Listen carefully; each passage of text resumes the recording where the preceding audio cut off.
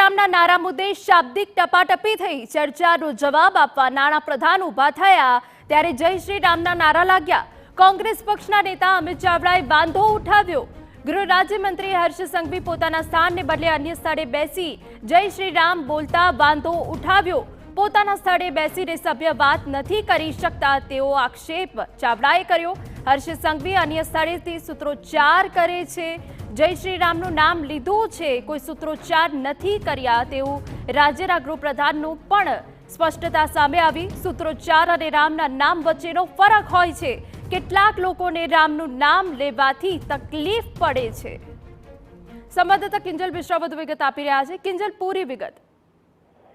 देखो જે અલગ અલગ પ્રશ્નોત્તરી અને ત્યારબાદ જે અલગ અલગ અહેવાલ પર ચર્ચા થઈ રહી હતી તેની અંદર નાણાં પ્રધાન દ્વારા કનુભાઈ દેસાઈ દ્વારા જે ચર્ચાનો દોર હતો તે શરૂ કરવામાં આવ્યો હતો। સ્વાભાવિક રીતે હર્ષ સંઘવી પોતાની જગ્યા પર બેઠા ન હતા, પરંતુ તેની જગ્યા પર બેઠા હતા। શરૂઆત કેમ કે બજેટને લઈને થઈ, અમૃતકાળના બજેટની વાત કરવામાં આવી એટલે જે જય શ્રી રામના નારા હતા તે લાગ્યા હતા। અને આ વખતે વાત કરવામાં આવે તો વિધાનસભામાં પહેલા દિવસથી જય શ્રી રામના નારા સાથે સત્રની જે શરૂઆત ભાજપના ધારાસભ્યો દ્વારા કરવામાં આવે સાથે મંત્રીઓ પણ કરી રહ્યા છે। હાલાકી પોઈન્ટ ઓફ ઓર્ડર અમિત ચાવડાએ ઉઠાવ્યો અને તેવું પણ કહ્યું કે પોતાના જગ્યા પર નથી બેઠા અને અન્ય જગ્યા પરથી આ નારા લગાવી રહ્યા છે। હર્ષ સંઘવી તેને જવાબ પણ આપ્યો અને તેમ પણ કહ્યું કે નારા અને સૂત્રોચ્ચારની વચ્ચે ફરક હોય છે।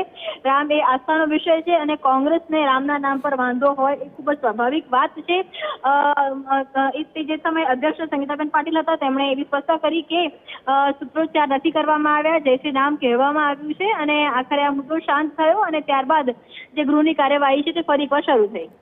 બિલકુલ કિંજલ, તો જે રીતે અમિત ચાવડાએ આક્ષેપ કર્યા કે હર્ષ સંઘવી અન્ય સ્થળેથી સૂત્રોચ્ચાર કરે છે ત્યારે રાજ્યના ગૃહપ્રધાને પણ સ્પષ્ટતા કરી જય શ્રી રામનું નામ લીધું છે, કોઈ સૂત્રોચ્ચાર નથી કર્યા। સૂત્રોચ્ચાર અને રામના નામ વચ્ચેનો ફરક હોય છે। કેટલાક લોકોને રામનું નામ લેવાની તકલીફ પડે છે।